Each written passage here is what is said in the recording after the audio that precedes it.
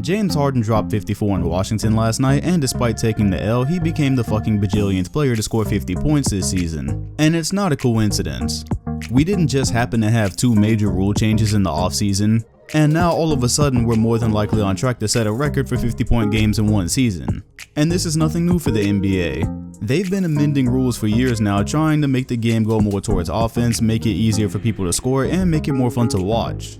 The freedom of movement and the shot clock rule were basically like offensively dominant players just dropping the last 2 infinity stones in their gauntlet. And since this has clearly had a profound effect pretty quickly and pretty obviously, I just sat back and thought to myself last night, wow, there are some players that are retired right now that I would really love to see in their prime with these rules. I would just love to see how some of their numbers looked if it was this easy for them to take advantage of the defense. I tried to come up with a list, but in reality, there was only one player that I wanted to talk about. So this video is probably going to be short and straight to the point, much like this SeatGeek app. SeatGeek is the amazing app that provides you with the easiest way to buy tickets for almost any kind of event, which would most likely be sports related for you all. The app pulls tickets from all over the web and has them in one place to make purchasing one for your event really easy, and it also assures you'll be getting the best value for your ticket. While searching for your tickets, each one is ranked with a score from 1 to 100 that lets you know if you're getting a good deal or not for your purchase. On top of that, the app also provides you with the detailed view of what you would see from your seat before you even get there, which is extremely helpful. If you're interested in downloading this app, the links will be in both the comment section and highlighted in the description. If you're still on the fence, consider using my promo code DOM2K to get $20 off your first purchase. Alright, this is an Allen Iverson video, guys, and I could never find out how the same people that hate Kobe and call him an inefficient shot chucker end up having a love affair with Allen Iverson, but that's not the point of this video. I'm not one of the people who hold field goal percentage to a higher esteem than winning itself, but I think if Iverson was playing specifically in this season, he could have done both better. And by that I mean winning and field goal percentage. And I feel this way because of what Iverson was able to accomplish in a much tougher time. I'm talking about in a time before hand checking was curtailed, and in a time when the game was just played completely different. And there's almost no better indicator of this than simply looking at the year he won MVP, which was 2001, compared to now. One single statistic. As I'm currently making this video, the Cleveland Cavaliers are currently taking the least amount of 3-pointers out of the entire league at 23.6 per game. In 2001, the Boston Celtics led the league in 3-point attempts with 19.9 a game. That is insane. 17 years ago, the team leading in 3-point field goal attempts wouldn't even rank on the chart today. And that speaks to a lot of things. Mainly it speaks to the spacing of today's game, and just how many more players have the green light to take that shot than they used to.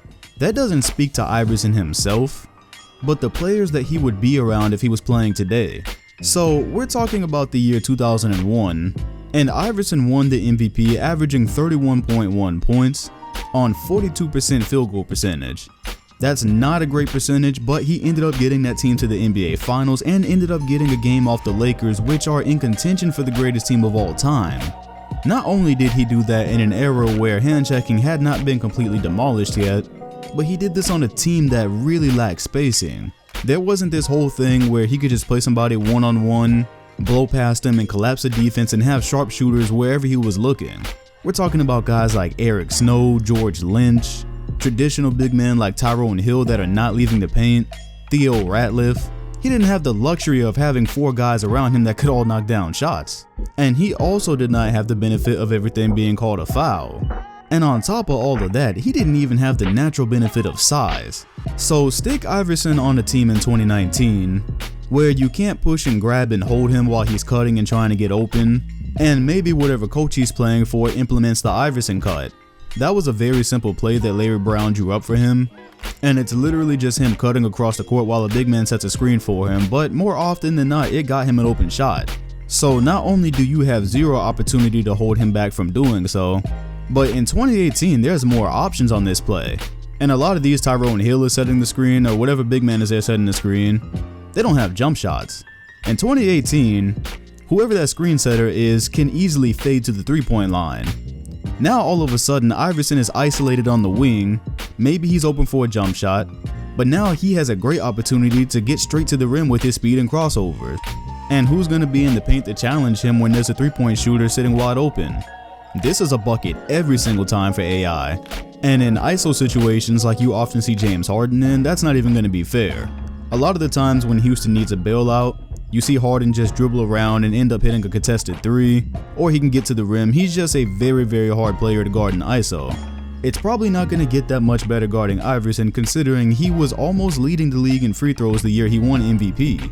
He was second only to Shaq that year. So if you're in an ISO situation with him in 2018, and he's around shooters, presumably 4 shooters, that's not hard to think about these days. First of all, there's not going to be many people who can stay in front of him without fouling. Then once he gets into the paint, he's either going to get fouled, finish, or kick to an open shooter. So now his assists are also going up with his field goal percentage. You could really say these things for a lot of dominant 2000 scorers, but I picked Allen Iverson because I feel like his stats suffered the most from playing in that era, from being a small guy in a defensive-minded era, where he also had to deal with the fact that there was not a lot of spacing on his teams. Because of that, you see he was always hanging around like 42%, 41%. And then check it out, as soon as they got rid of the hand checking rule, or when they completely obliterated it, his field goal percentage trended upwards until he reached the end where he was getting bounced from team to team, and his career was just, it was over at that point. But yeah, he averaged 7.5 assists in his first year in the NBA. So you put him in this era with driving and kicking, way more advantages to the offensive player, and then just a natural skill that he dominated with despite the era, Iverson would fucking eat in 2018-2019. And again, plenty of past players would as well, but I think Iverson would see the biggest turnaround. Now, of course, that's in a vacuum where his attitude doesn't play a factor and his off-court habits and not training properly. Yeah, all that's a completely different conversation. But if we're just talking straight up how a player had to play at a certain time when he was in the NBA versus what he could do now, give me Iverson, that's who I want to see.